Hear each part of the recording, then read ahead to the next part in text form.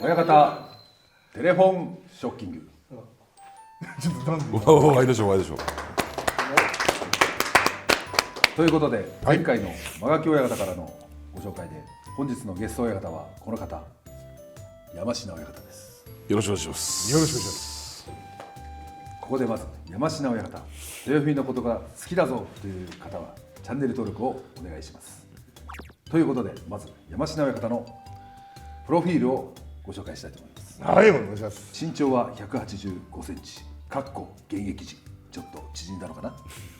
体重は185キロ、現役時、減ったのかな。血液型は B 型、得意手は突き押し、最高位は東前頭2枚目、序二段優勝1回、十両優勝3回、敢闘賞3回ということです。間違いございませんか。体重は変わりましたか。少しだけガリガリですね。ガリガリですよ。親方になってみてどうですか。体はちょっと楽になりましたね。いろいろ痛いところもなくなりましたし、はい。今ちなみにどんなお仕事をされてるんですか、親方で。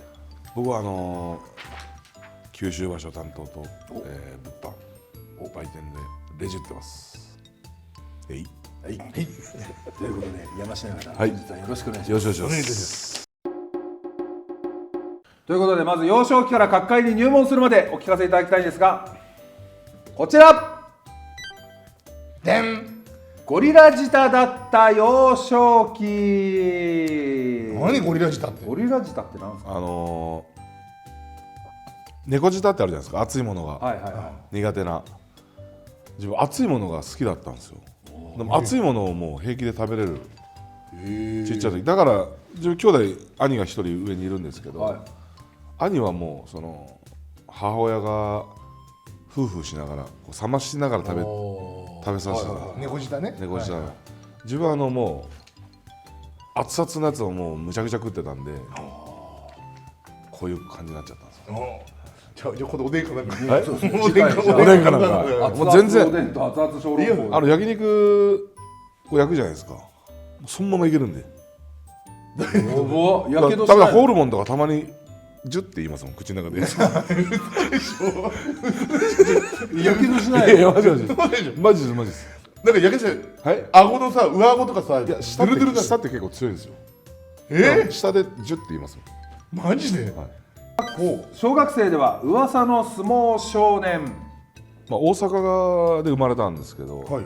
小学2年生の時に山口県のその豊田町に引っ越した時に、なんかでかいやつが来たぞって、でかいやつが転入してきたぞっつって、でちょっとスポーツ庁で川棚相撲クラブっていう相撲クラブがあったんで、そこからスカウトで声がかかって、はい、家までその監督指導者の方がですねスカウトに来ましたね。へえ。すごい入門したと。入門したんですよ、はい、でもその監督に母親が、まあ、相撲知らなかったんで、痩せますよってお子さん痩せますよって言って相撲を勧められたんですよ。とんだ詐欺師ですね。痩せますよって痩せるわけねえだろと。入ってすぐ太りました見るものうちになんならでかい方がいいね。でかい方が有利だってこと痩せなかった。痩せないっていう。お母さんもすごいですね。すごい。次ですね。中学3年生の頃団体優勝おすごい。ということで、は中学3年生の時に都道府県ですね、はいはいはあれ山口県代表でい。え優勝しまして、すげえ。い。高校生で相撲部に入部。山口県の響高等響学校。高校、まあこの響から一文字いただいて、ああ、それではい、豊響の。はい、卒業後部屋に挨拶に行くも入門拒否。そんなことあるんですか。なんすかそれ。どういうこと教えてください。これまあ、自分3年生の時ですね、境川親方に誘っていただいたんですけど、その時自分ちょっと進路、まあ悩んでたっていうよりかもう相撲をやめたかったんですよ実は。でその母親と自分と師匠と、まあ高校の時の監督がいまして4人で話してる時にやっぱ自分入る気なかったんですけど、母親がむちゃくちゃもう、相撲部屋お世話になったらって言っていろいろ言ってくるんで、もうずーっとイライラしてて、最後もう母親に「じゃあお前が行けよ」って言ったんですよ。尖ったんですねはい、もう尖ってたんで言ったらもう師匠が怒っちゃいらんとって、はい出直してこいと。はい、そんなことがあったんですか。そうなんですよ。僕もなんでそんなこと言ったのかなと思うんですけど、まあムカついたんでしょうね。まあ入りたくもうなかったその時は。入りたくないもんって。いやいや、そんな可愛くないです。そんなそんな可愛くは言わないですけど。そんな覚悟はないでしょ。だってそしてカリスマフリーターにほカリスマフリーター何カリスマフリーターって。はい、もうカリスマフリーターそのままですよ。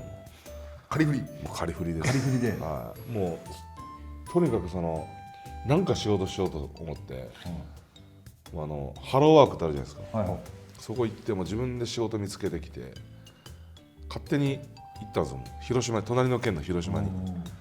出張中言ってたもんね。はい、出張中行ってたでしょ。そう山口車で通ったらこれ自分通ってたハローワークスそう行ってで仕事してましたね、いろいろ。それが1年ぐらい。1年、そうですね、1年ちょっとやってましたね。トラック運転手そう本当もう適当な毎日でしたね。でどこがカリスマなんだったんです全然カリスマじゃないですよね。もうカリスマって言っておけばいいかな。かっこいいから。はい、カリスマフリーター。そしてそしてカリスマニートを経て入門カリスマフリーター後カリスマニートにも出世してんだかしてないんだか分かんないけど、なるほど。う仕事を辞めて、はい本当どうしようもなかったんですよ。はそれでも相撲で一発逆転してやろうと思って、あ国体は出てたの。国体出ましたよ。はい、国体だけ一応出させてというか、まあ予選出て、でま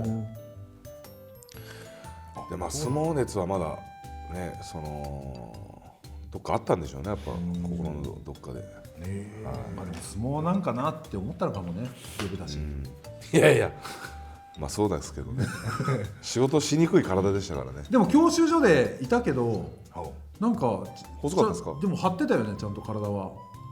まあまあなんか相撲やってて何もしなくなってブヨンブヨンになってきたっていう感じじゃなかったよね。入門した時ですか。入門した時あ、そういう教習所の指導員ですね。そう失礼ですよ、もう先輩じゃないですか。めちゃくちゃ勝ち上げとかしてましたよ。いやいや、何やこの新弟子と思って、もう首取れそうなぐらい尖ってたんで、それでもう本当相撲で逆転してやろうと思って、まあ母親にもいろいろ迷惑かけてるんで、まあここはね恩返し親孝行しようと思って。でその時はもうじゃあ境川がそうまあその九州場所の宿舎の方に、ご挨拶に行かしてもらって、その時には決めきれなかったんですけど、迫力あって、でも帰り道に入門しますっていうことで、連絡入れさせてもらって。それ突然行ったの飛び込みみたいな。突然です。じゃあ逆にお願いしますということで。いやでも入門してよかったよね、そう思ったの。いやよかったです本当に。ね、今だっては我々も多分そうですけど、相撲しなかったら何してるか分かんないですい。いよね。や本当そうですよ。当だからでもカリスマの時代があったわけじゃないですか、自分も。そっちなんだ。はいフリーターじゃなくてね、カリスマの時代。はい。高校卒業してそのまんまカリスマを経験せずに入門してたら、やっぱ覚悟も決まってなかったですし、やっぱまた違ったあれだったのかなと思うんですけど。それで1年があってよかったかなと。そうですね。カリスマの苦労を知ったからですね。そうです。なるほどね。というわけでそんな師匠の栄川親方ですね、はい。取り組みをちょっと見てみようと思いま。見ますしょう見ましょう。平成元年11月場所ですね、九州場所の6日目、東横綱千代の富士戦でございます。師匠の元両国の栄川親方ですね。このアングルすごくないですか。珍しい、確かに。何のアングルこれ。教会の俺かな。教会。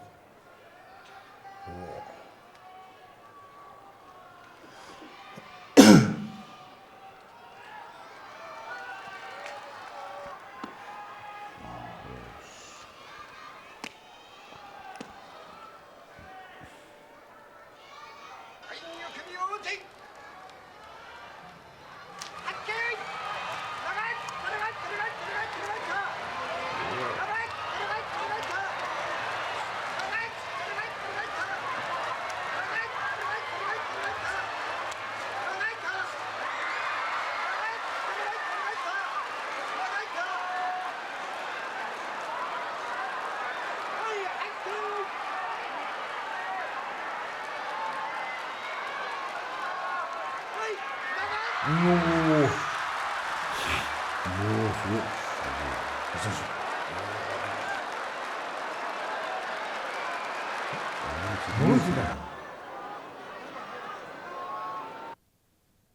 うですか。いやこの徹底したこの喉なんですね。自分から師匠から教えてもらって徹底してますね。すごいはいすごい。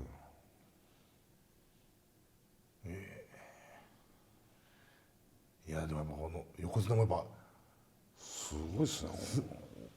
押せないんだよね。足腰がやっぱ足腰がすごいんだろうね、やっぱね。体は小さいけど。でも一個も引かないもんね。前に。うわ。襲来時の隊が先に出ており、岩内軍隊に岩本が勝ちを決めています。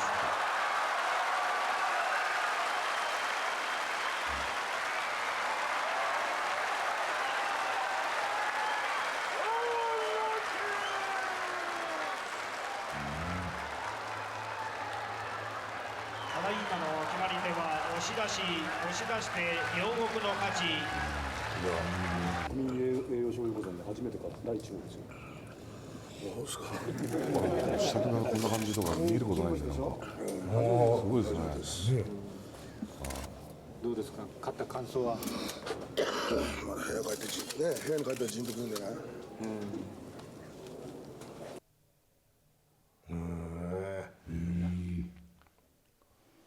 かっこいいですね。かっこいいです。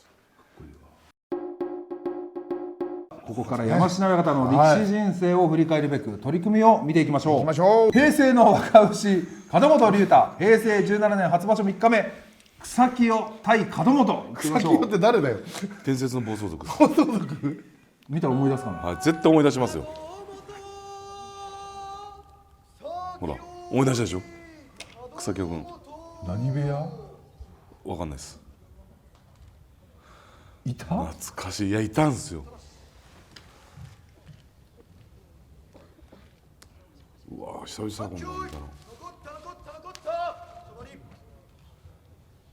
伝説。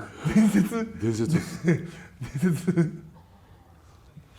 若いな。これ前相撲。前相撲ですね。前相撲だよね。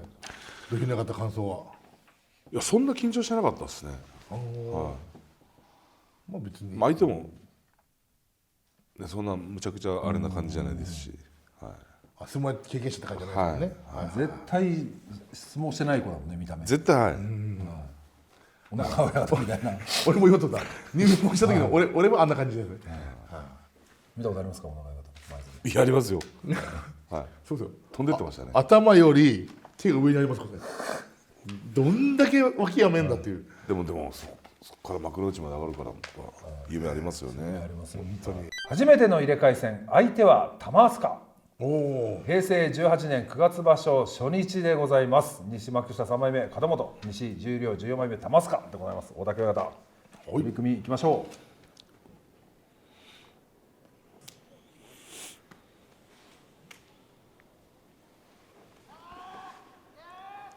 まだちょっと細い。はい。初めての入れ替え戦です。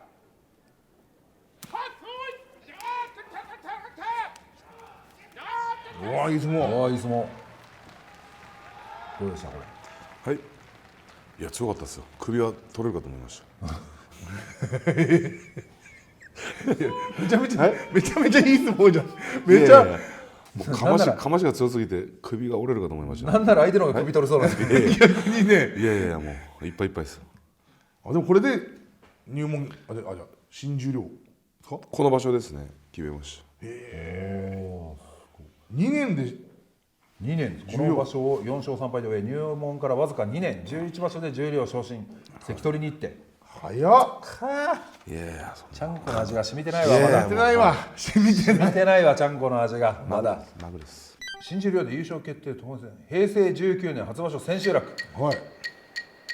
東十両14枚目豊響、西十両3枚目下取、あと栃王座もいたんですね。これすごいな。巴戦ね。ここで緊張しましたやっぱり。緊張しましたね。だって新十両でね優勝200万ですよ、200万。もうそりゃもうもう気合入りますよ。しかもまだ上がったばっかりだからそんな給料ないじゃないですか。そうですねお金も持ってないし、そりゃでかいわ。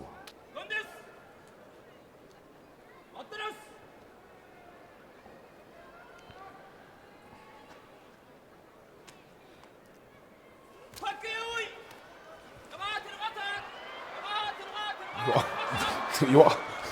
あれあれあれ弱いあれあれ捕まれおい。あれとあ、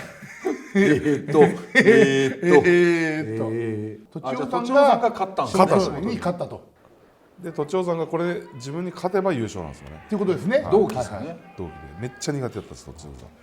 同期なんだ。もういいかもしれない。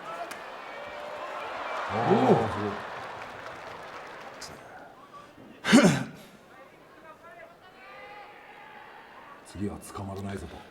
絶対捕まるもんかっていうような立ち合いなんで見といてください。覚えてるやっぱりこれは、はいもう見といてください。もう覚えてますよ。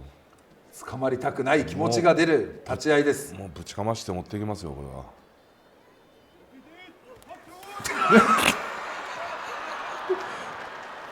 やったわ。捕まるもんかとやった。やったやってるわ。若気のね、至りですよ、これは。いやいやいやいや勝てばいいんですよ。は勝てば新い。いやもう一発目のインパクトがすごい強すぎて、これ行っても絶対捕まるなと思って、もうここ勝負だと思って勝ったんですよ。いやいいじゃないですか。ね、確かにもう、ね、平成の猛牛ですから、はい、新年負けでも掴み取りたいものがあったんですよ。いやいやいやいや200万。いやいや言い方よ言い方よ。次回予告。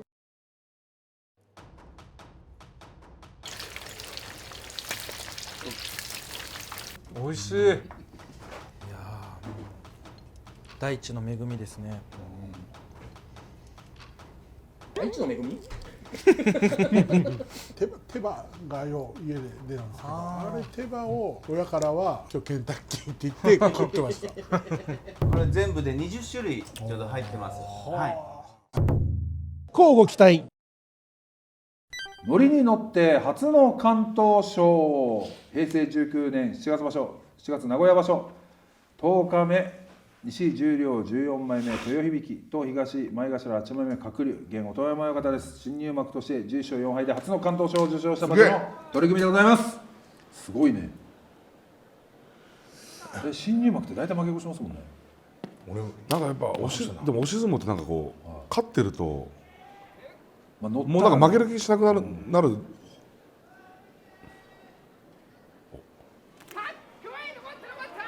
うわ強え乗ってるわ。止まらんな。何でも持っていけるような気してたんですよね、この時は。乗りに乗ってますね。この時で何キロぐらい体重？この時165ぐらいじゃないですか、多分。今ぐらいだ。今61なんで、そこ4キロでかいから。はい、でかいんで。この時何歳ですか？20？ 20ですよ。 20歳ぐらい？あ、いや22っす。 22。若いね。じゃあ大卒ぐらいの年にはもう幕内。そうですね。お母さんも喜んだでしょうね。ね。お母さんでも自分の取り組み見たことないらしいです。会場には来るんですけど、なんか寝てて。いやいやわざわざちょこちょいすぎでしょそれ。なんか音だけ聞いてたって。龍太の時寝てたみたいな。なんかやっぱり見れないでしょうね。いや見れないらい。しいですね。ね。知らんけど。か寝てたかどっちか。寝てたかどっちかです。だからね。猛牛に立ちはだかる壁。平成19年9月場所初日、東前頭6枚目豊響、西前頭5枚目宮部山の現二子山親方、大関経験者クラスの関取と初めて戦った取り組みですね。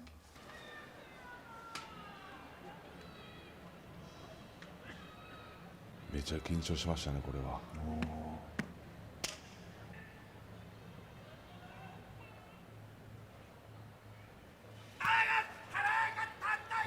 全然押せないですよ。ああ、確かに本全然押せない。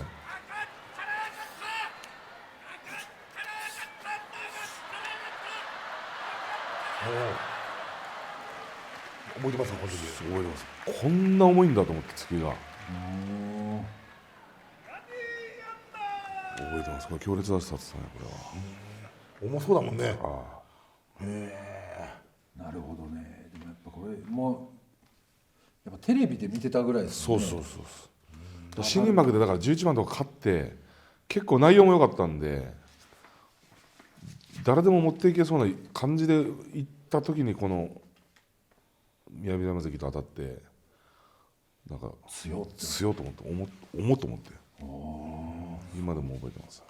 勝てるか勝てるか勝てるんかいということで平成19年9月秋場所5日目です。豊響対西前頭3枚目の琴奨菊秀ノ山親方ですね。めちゃくちゃ強い琴奨菊関との取り組みです。確かにね。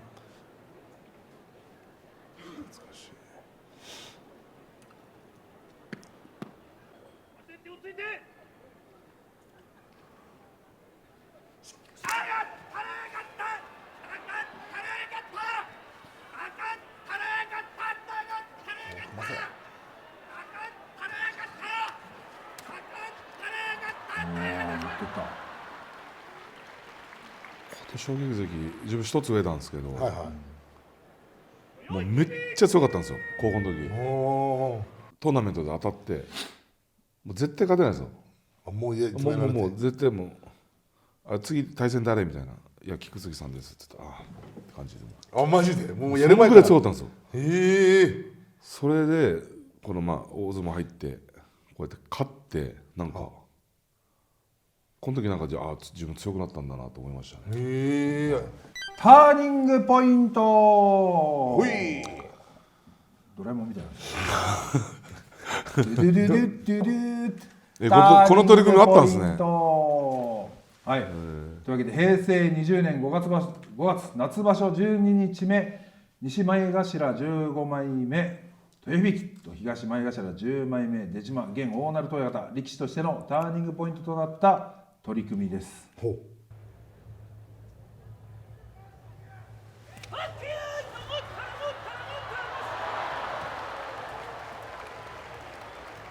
立ち合い変化したんですよ。ほう。本割で立ち合い変化したこれ初めてなんですよ。まあ優勝決定戦新十の時はしたんですけど、これ立ち合い変化初めてだったんですけど、はいはいはいこれ、自分変化しないって決めて相撲取ってたんで、はこれ帰ったらもうこれやばいなと思って絶対怒られると思って帰ったんですよ。師匠に挨拶したらちょっと行くぞって言われてほう。近くのですねお寺に行ったんですよ。おその寺に行ってそう座禅したんですよ。ほう。ちょっと迷いがあるからっつってほでなんかもう絶対立ち合い変化しないって心に決めたんです。その時に。そうはいちょっと待って逆迷いが逆にそうです。これ勝って楽に勝ってたらまたやっちゃうかもしれない癖になってやってたかもしれないです。だからそういう意味でもターニングポイントというか負けてよかったかなっていう一番ですね自分の。なるほど。いしかも豪快に吹っ飛ばされたんで。変わって負けるとねそうなんですよ。後悔するもんね。難しいけどこう変化ってなんか結構難しくないですか。なんかその幕むずいです下上位で結構上がりきれない子とか、結構変化で勝っちゃったりしてる子多くないですか。ねえだから逃げちゃうとかじゃないけどやっぱそうなっちゃうんですね。そう第一が一番とかそういう出ちゃうんでしょうね。そう出ちゃうんですよ。網膜剥離で全休復活の取り組み。平成21年1月初場所初日ですね。前頭14枚目豊響と西前頭13枚目興龍です。前場所の九州場所の稽古中に網膜剥離で全休だったんですね。の復帰。正直怖いですよね。もう目手術して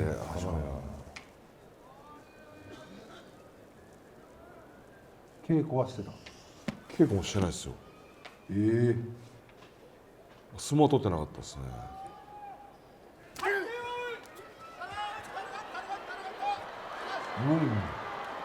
かますんだ。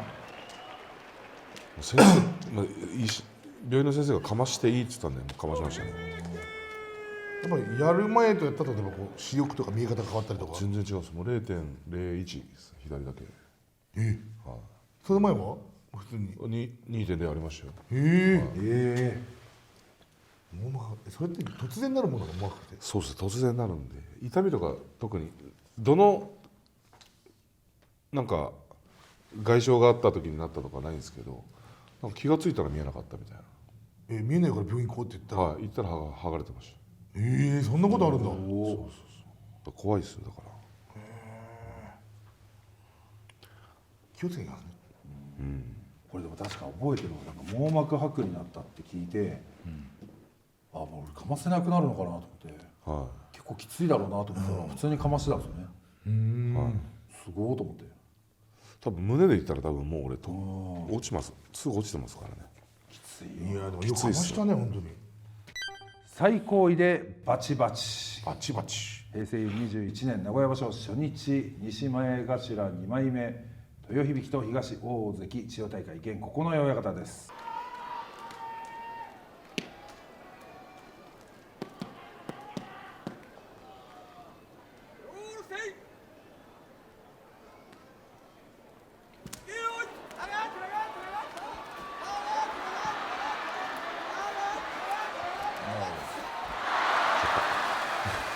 いやでも押し込んでたじゃん。嬉しかったですね。なんか対戦できたことが。これ初めての大関戦だ。そうっすね。やっぱ突き押しじゃないですか。憧れもあったんで嬉しかったですね。栄川部屋旋風猛牛にも涙の金星ということで平成24年5月、夏場所中日ですね。豊響対東の横綱白鵬戦です。栄川部屋旋風で取り上げられた取り組みということで、まずは妙義龍関がもうあれだったんですね。全勝のそうなんですよ。琴奨菊の激押し相撲で白星、その後に俺もと気合が入り、バルトの釣りを懸命にこらえて執念のとがけた豪栄道関、そして結びの豊ノ島関の相撲も期待してますとコメントって。豊響ね。すみません、豊響です。豊響ね。とコメント。師匠が下にいたのね。そうなんですよ。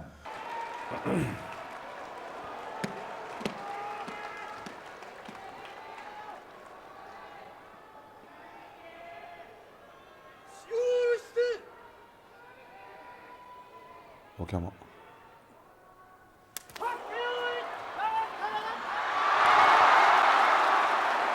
あんまりこう投げって見たことないかも。投げっていうかもう捨て身ですよね。もうあれしかないみたいに逆に2本も入られて。振って離れるしかないですもんね。この右の張りでもうコンタクト吹っ飛んでますから、ね。コンタクトないですから、ね。見えてない。のび太くんです。見えない。見えないです。覚えてるわ。覚えてる。ただいまの競技について説明いたします。行司軍配は白鵬に上がりましたが、白鵬の体が先に落ちており、行司差し違いで豊昇龍の勝ちとなりました。危険ですので座布団は投げないでください。投げないでください。座布団は投げないようお願いいたします。危険ですので座布団はお投げにならないでください。見てるこっちも感動しますね。感動しますね。ただいまの決まり手は小手投げ。いや本当師匠が下にいて、やっぱいいとこ見せたいじゃないですか。で前で妙義も勝ってるし、で竹馬親方も勝ってるし、最高の恩返しの場面じゃないですか。そこで勝てて嬉しかったですね。そういう込み上げてくるものがね。あるんですよ。込み上げますよね。込み上げるんですやっぱり。血も涙もないかと思ったら涙ちゃんとありましたね。なかなか目の前で金星ってあげれなくないですか。あげれないですよ。いろんなタイミングがやっぱ合わないとね。そうですね。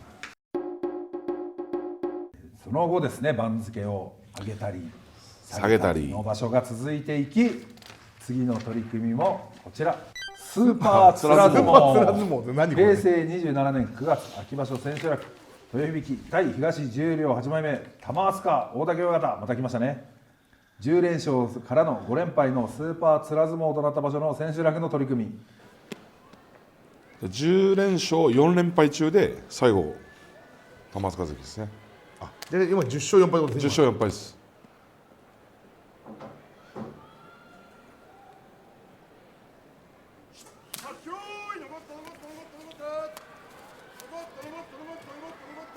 全然足出てないです。つらってるわ。つらってるでしょ。つらってる。ああつらってるわ。まあなんか10勝してからの5連敗ってなんかこう気持ち的とか怪我とか。いや何もなかったんですよ。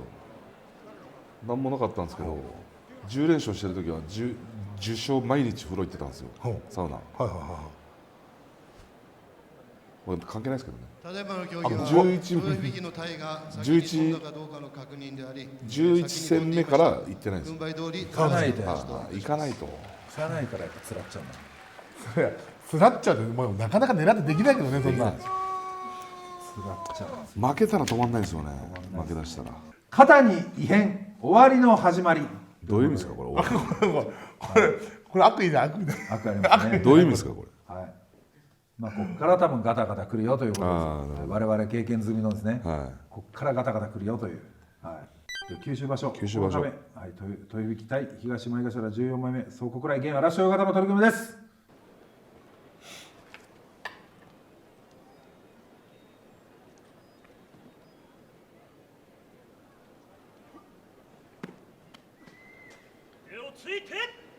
この相撲で肩やったんですか。肩がなんかグーンってなったんですよ。この相撲じゃなくて前に痛めてると思うんですけど、ここでもうとどめですね。とどめの肩がなんか器がいやいや砕けたんですよ。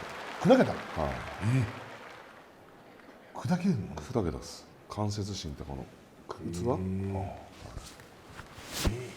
でも覚えてます。めっちゃ痛かったです。今でも肩痛いの。痛いです。でそのね怪我あるとね。あります。怪我あると辛くない？怪我は辛いですよね。どうですか？ケースか？でも怪我あるのはいいですけど、怪我の方のあるのはやっぱきついですよね。いやで、怪我ないに越したことないよ。はい。怪我ないに越したことない。はい。その後も毛と付き合いながら違う。怪我ね。はい、その後も怪我と付き合いながら体を削っていく毎日ですが、とどめの大事件がなんと平成30年1月場所前の稽古中不整脈で緊急搬送されたと。大事な至らなかったが医者からドクターストップがかかり、平成30年1月場所を全休した。稽古中にですね、脈がブワーッと200ぐらいもなかったんですよ。でいきなり息苦しくなって、そうそうでちょっと倒れて、で救急車呼んで、やばっ、はい、電気ショックですよ。部屋で？いやいや部屋でじゃないですよ。病院運ばれて、はい、電気ショックで心臓の興奮を一回収めて、はい、怖いです。でもその後は大丈夫ですね。まあ一応検査はしてるんですけど、その後は全然大丈夫なんですけど。怖いねその後は。怖いね。はい、電気ショッカーです。電気ショッカー、カリスマ電気ショッカー。そんなことがあった翌場所ということで、最後の取り組み映像はこちら。恐怖との戦い、力士と認識するまでは。どういうことこれ？どういうことですか？平成30年3月春場所13日目、幕下9枚目豊響と西幕下2枚目大聖堂後の大清流ですね、緊急搬送された5日後に子供が生まれ、お父さんが力士だったと認識するまではやめれないと恐怖と戦いながら臨んだ復帰場所の取り組みです。い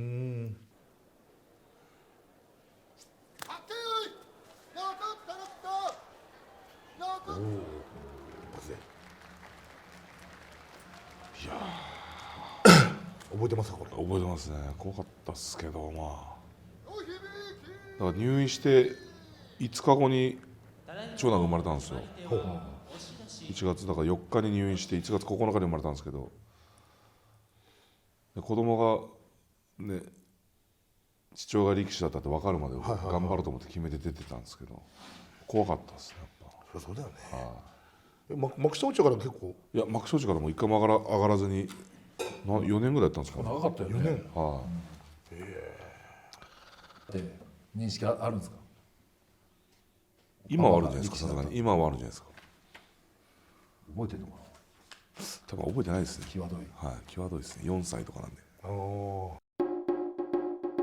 こういろいろありましたね。はい。山科親方。怪我でも苦労してね、網膜剥離から肩から。とどめの心臓で。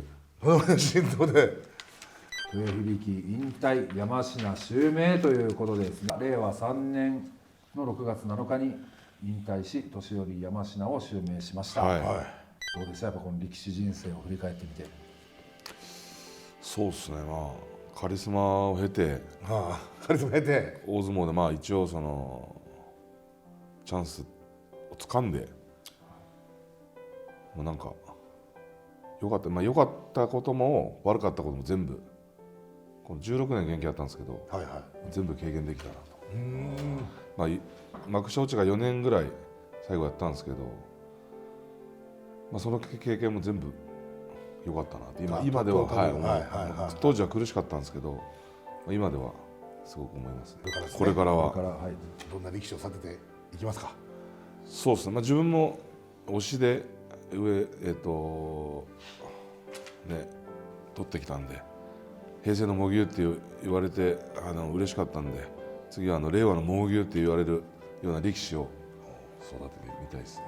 真っ向勝負でいくと。真っ向勝負で立ち合い変化せずにもう突っ込んでどんな相手にも向かっていって、大まりではね。はい、大まりでは。いいですね。はい、そういう気持ちの強い力士を期待しましょう。次回のゲストの親方を紹介していただきたいんですが、どなたでしょうか？元秋瀬山の、井筒親方。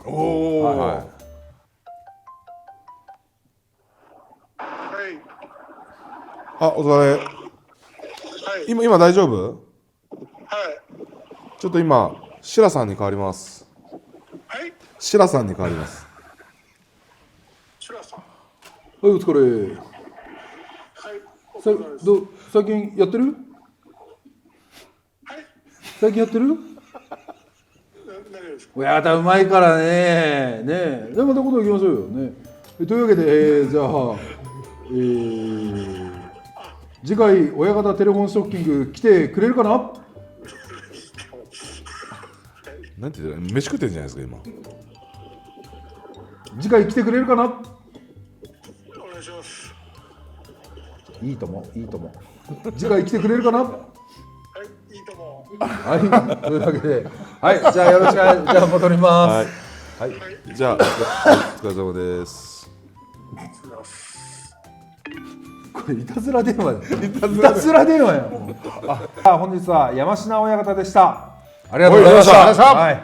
それではご覧の皆さん、この動画が面白かったと思うことはチャンネル登録、高評価、シェア、コメント、ハイプよろしくお願いします。それではまた親方ショッキングで会いましょう。う。ありがとうございました。また見てね。